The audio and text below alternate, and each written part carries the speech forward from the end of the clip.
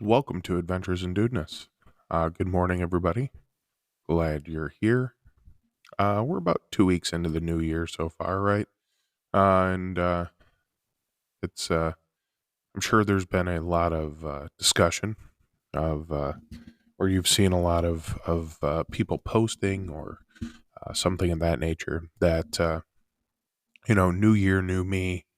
New Year's resolutions. People going to the gym, people joining the gym, people starting diets, people starting exercise routines, new habits, journals, um, you know, different life goals, right? And that's all well and good. But on today's episode, I want to talk about um, the, those of us who may have lost our way through the holidays or, um, some ways to kind of get back on the wagon, so to speak. Um, it's a lot of us were working on ourselves last year, right? So I wanted to kind of focus today on, um, you know, getting back on the horse, keeping ourselves in check, doing a little self monitoring, things of that nature. So this episode is for those of us who may have wandered off the path a little bit, but today we're going to discuss on how to get back on there. So self monitoring, keeping yourself in check involves building self awareness, maintaining discipline, and using tools and strategies to track your actions and progress. Here are practical steps to help you. This is brought to us from our supercomputer, the inner or artificial intelligence, the AI, which I don't know. I'll tell you, it's becoming quite the tool for me. Really helps with getting rid of my creative block, so to speak. So, number one, set clear goals and priorities. Define specific, measurable, and realistic goals. That's something that we talked about possibly a couple episodes ago, just before the new year. Yes, we want a measurable and we want realistic, right? We don't want to, um, you know, conquer the world in a day, right? So uh, we'll do that, which a lot of this stuff we already know because we may have implemented this before, but this is just going to be a reminder or maybe a different method to help you. Break them into smaller, actionable steps. Prioritize tasks based on importance and deadlines. Uh, Number two, develop a monitoring system. Journaling. Keep a daily journal to reflect on your thoughts, feelings, and actions. Habit tracking. Use a habit tracker app or create a physical tracker to monitor habits and routines. Calendars and planners. Schedule tasks and review your progress regularly. I use quite a few of these things actually, and it really, oh no, kind of a blunt way to say it, it really helps me keep my shit together. Especially calendars and planners. I'm always, we have a family calendar that we share, and I'm always putting stuff in the calendar. I use my notes app a lot, or whatever notes app is on your phone. Personally, I try to find one that I can use amongst multiple devices. I have an iPhone, I have a Windows computer, um, I have an Android phone that's not hooked up that I use for some things. So yeah, I uh, I do I do use the calendars and planners and notes apps on those. Definitely helps keeps me focused and driven and organized. I think when we become disorganized, we can wander from our specific goals. Number three, practice self reflection. Set aside time to evaluate your day or week. Ask yourself, what went well? What could I improve? Did my actions align with my goals? Those are three great questions. And I don't, implement those myself, but maybe I should, right? I think that's a good kind of a place to go. Three simple questions, take you 5 minutes to fill it out, and can really kind of give, can kind of pinpoint certain things. Number four, use feedback loops. Seek input from trusted friends, mentors, or colleagues. Use the insights to adjust your behavior and mindset. Yeah, a lot of people use this like workout buddies, um, accountability groups, um, men's groups, women's groups, um, group, I don't know, things in groups help you stay accountable. Having kind of other people um, either encourage or maybe kind of keep you in check a little bit. Sort of challenge you. I guess some people like to be challenged. Some people need that pat on the back. Whatever works for you. But yeah, I agree. Use feedback loops or accountability groups. Number five, build self discipline. Start with small, manageable commitments. Gradually build on them. Use techniques like the Pomodoro technique to maintain focus and avoid procrastination. I'm going to have to actually look that up. I've never heard of that before. And I'm reading this list in real time as I'm doing this episode. So we are all kind of learning together, I guess. Reward yourself for meeting milestones to stay motivated. I would agree. Make them appropriate, right? So if you're trying to cut back on your drinking, don't reward yourself with a 6 pack of beer. If you're trying to diet, don't reward yourself with a banana split. Um, you know, dieting. I know there's like the cheat day thing, right? Probably shouldn't be a cheat day. Should be a cheat item, and we should keep it reasonable. Um, Same thing with anything else. Moderation is always key. Let's see here. Set boundaries and limit distractions. Identify and eliminate distractions that hinder productivity. Create a dedicated workspace and schedule breaks. Yes, I agree. Um, Even make it like a to-do list or a routine. We've discussed routine before in the morning, but you can use routine throughout your day. Use that the reminders app or calendar app or something. Even alarms, right? To remind you to do certain things, and it could be anything from drinking water. Um, Maybe if you're a content creator like myself, taking 10 minutes to post some stuff to a social media. Um, Sometimes we can get very well, and I'm kind of feeling it past few days too. It kind of comes and goes, but um, feeling very unfocused, and it's very frustrating to me. So by using some of these techniques, maybe I can realign my focus back to where it needs to be, and feel less overwhelmed and less unorganized. Let's see. Yeah, in a dedicated workspace, of course. Especially if you work from home, they say to do that. But I, as crazy as it sounds, I can be, I can be a little obsessive with things. So basically, my desk area in my man cave, uh, or my basement dungeon, whatever you want to call it. I have a desk, and that's all it's kind of used for is this stuff, recording podcast episodes, doing my work for work, obviously keeping those two things separate.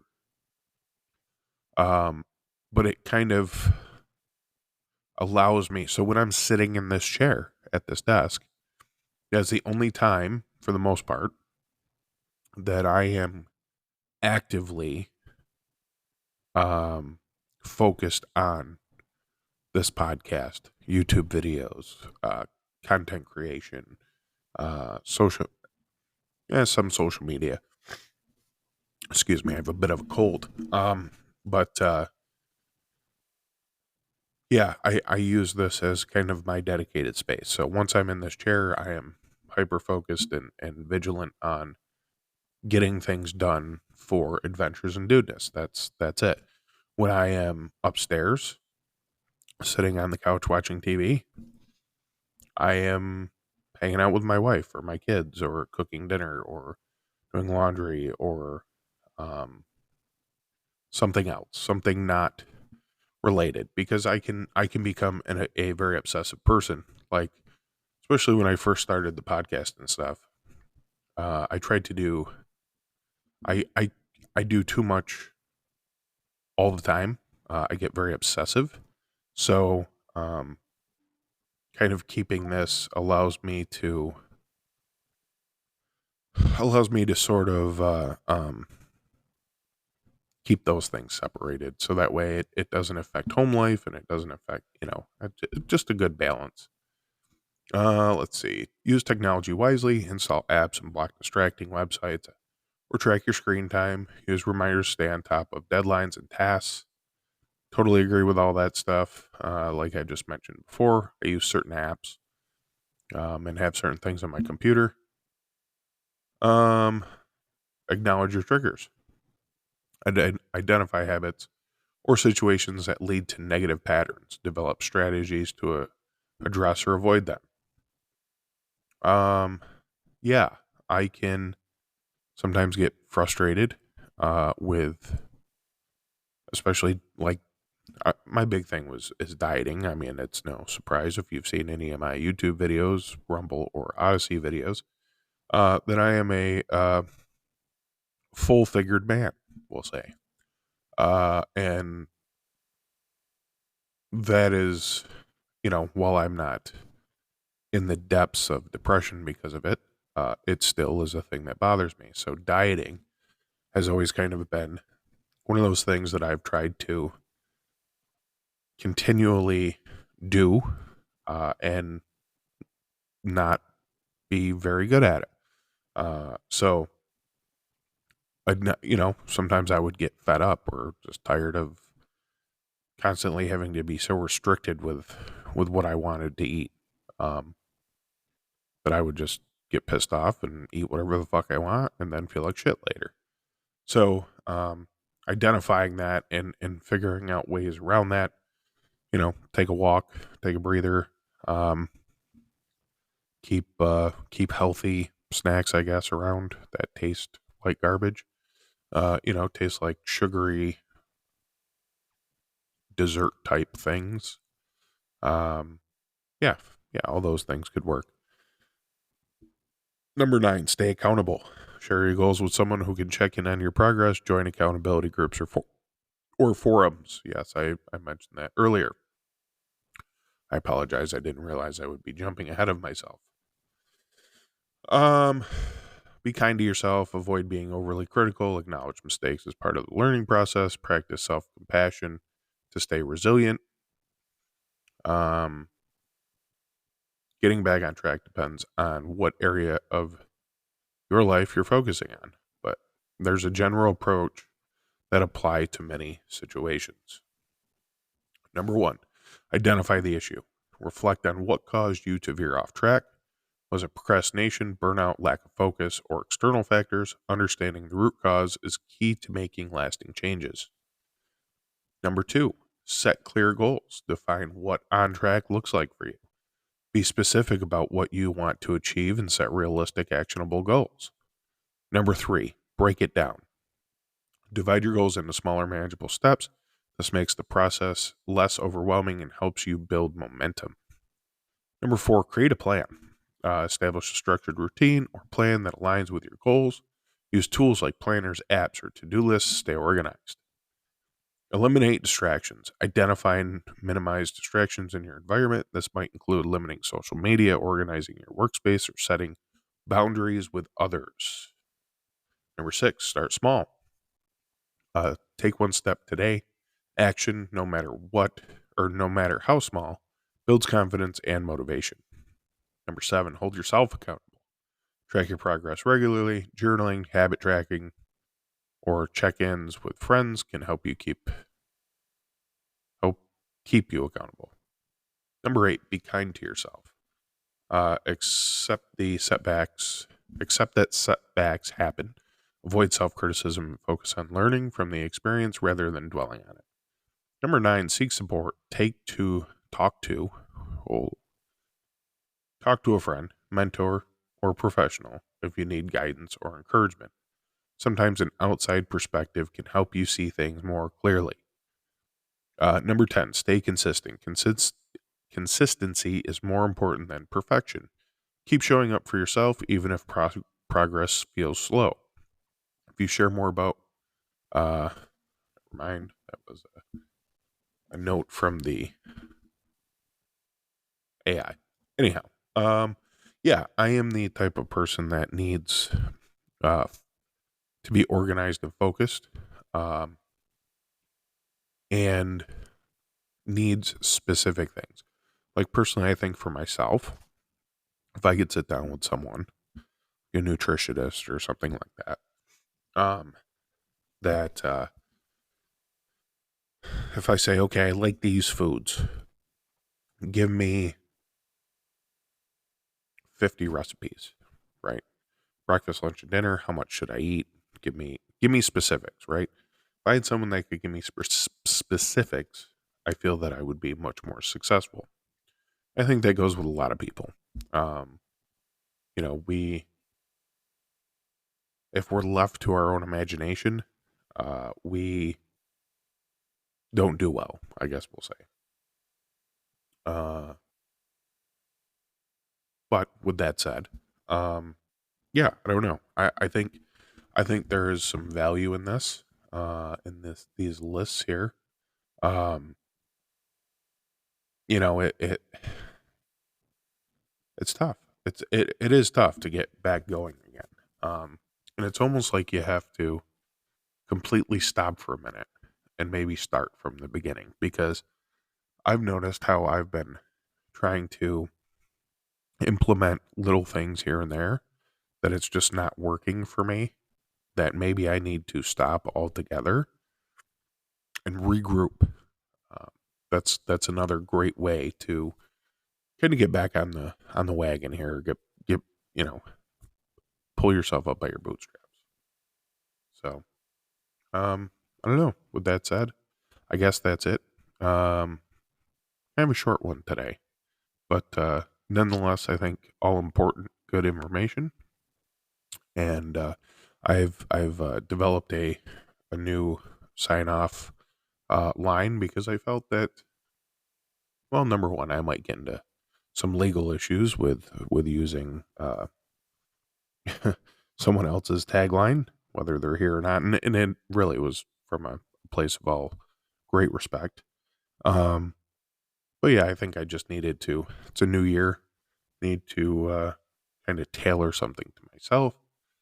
So, with that said, I would like to thank you for joining me today.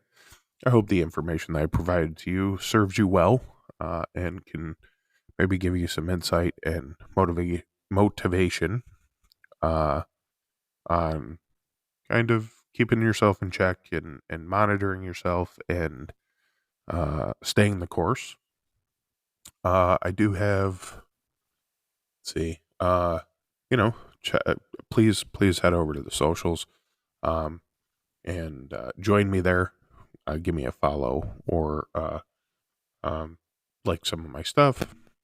Again, I'll try to try to do better on staying more current on that sort of stuff. Which I think I say every episode, but I just can't. I don't know. I have such a hard time doing it, because I just feel like sometimes I have like nothing to post. So, um, but yeah. Anyway, go over to the socials. I have been putting quite a bit of stuff on the Facebook, like different reels and stuff that I come across that I think are like cool, relevant things to sort of my message. That a collection of dudeness videos or reels, whatever you want to call them. And yeah, give this episode a star rating, or the show a star rating, give us a like, subscribe, follow, comment. Of course, you can find the podcast on Spotify, Amazon Music, and many other places. And the podcast is also over at YouTube. There's no video with it. It's just a picture, but you can also listen over there if you would like. Also, I think on YouTube Music, I think is where that goes through.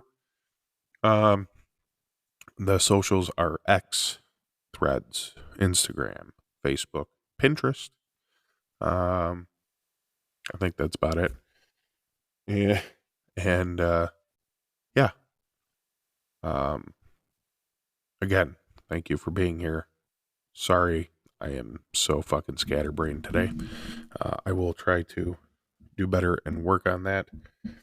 Um, Again, I only have so much time to record, really, so I have to I have to use it when I can. But for now, be the man you were meant to be, and until next time, take care.